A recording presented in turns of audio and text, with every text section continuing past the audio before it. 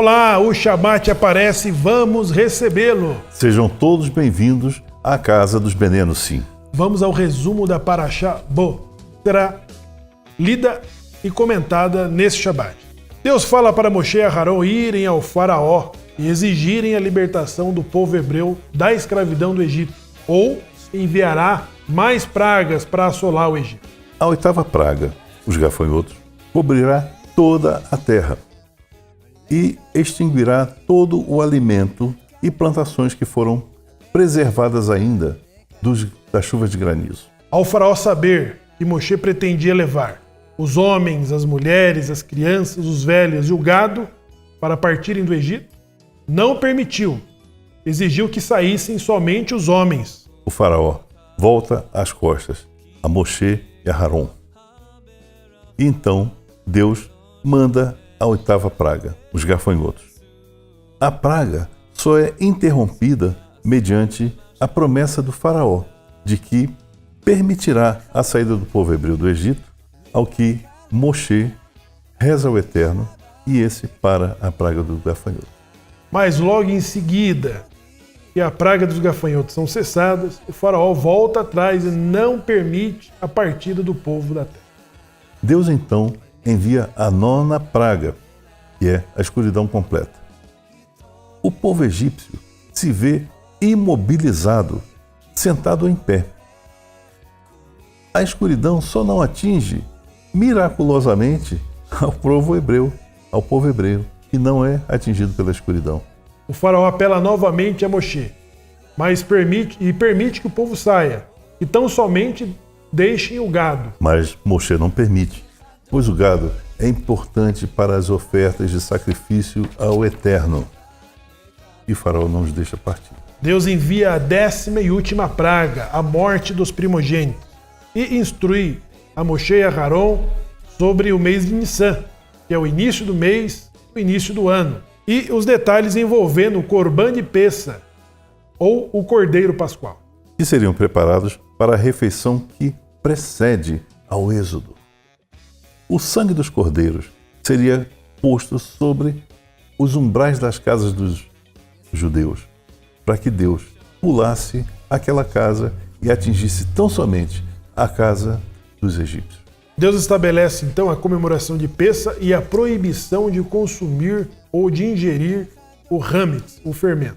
Também nos instrui através de Moshe e Aharon sobre a obrigação de relatarmos a todos os anos sobre esses milagres e esses acontecimentos que aconteceram na precedência da nossa saída do Egito. A Parashá termina com a mitzvah de Binyan Raben, o resgate dos primogênitos e a colocação do tefilim, Zayt. Então está aí, né, mais uma etapa desta Parashá, a narrativa da saída dos filhos de Israel da terra do Egito, sob forte pressão do faraó e as 3 últimas pragas, né, que fez então que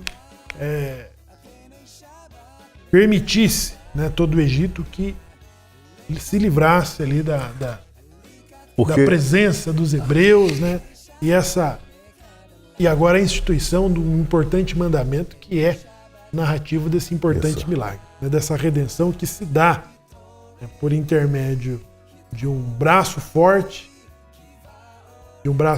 pelo qual Deus se fez apresentar ao faraó, às nações vizinhas e aos próprios hebreus. Nós vemos que o Eterno é tão bondoso que ele poderia, se quisesse, destruir tão somente os egípcios. Ele não quis isso. Ele é grandioso, ele é bondoso, ele é bom em tudo o que faz.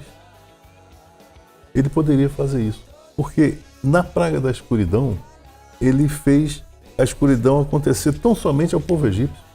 O povo hebreu não sofreu escuridão, só o povo egípcio. Ele poderia ter feito o que quisesse, porém, não era isso que ele queria, não era esse o projeto dele. O projeto dele é que o povo egípcio se mantivesse e fosse testemunha da força e do poder dele. E o povo egípcio chegou a um ponto de começar a entender a dimensão do Eterno e a temer. só aquele que teme ao Eterno respeita.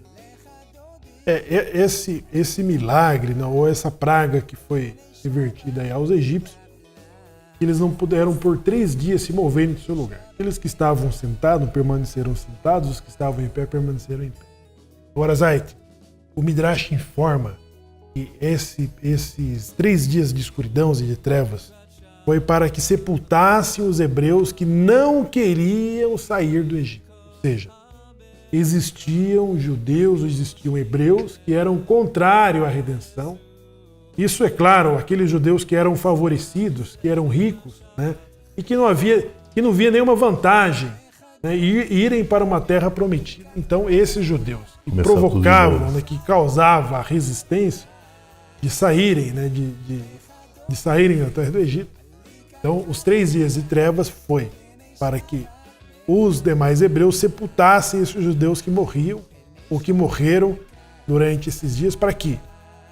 Para que os egípcios não falassem de que também os hebreus sofreram com a praga, com as pragas, né, enviadas aos egípcios. Diz o Midrash. Sarna, aquela coisa toda, né? E aquela história. São pessoas que se sentiam tão confortáveis ante o politeísmo que não queriam.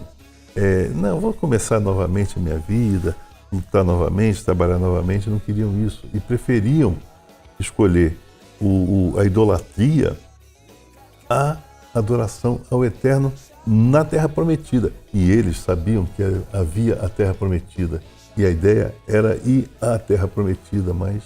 Existe que, em certas circunstâncias, né, da galuta e da diáspora, de que estão envolvidos, né, muitos hebreus, muitos judeus acabam entrando numa zona de conforto, como aconteceu na Alemanha, como aconteceu na Pérsia, na Babilônia, de que quando tem o decreto, né, de retornarem, de fazer retorno, de fazer techuvá, existe essa resistência, né, de ter que sair daquele lugar, daquele ambiente, e alguns acabam criando aí um campo de resistência para que isso não aconteça. Né? Exato, agora, Zait, nós vamos chegar aqui na 10ª praga de que então o faraó é convencido.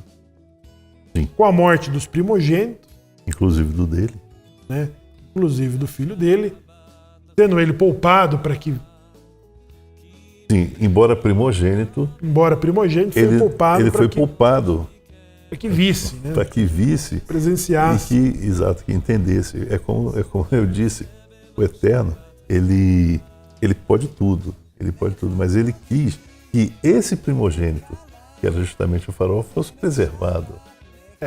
Ele se colocou num patamar de igualdade, né, com Deus, de que falou Moshe, né?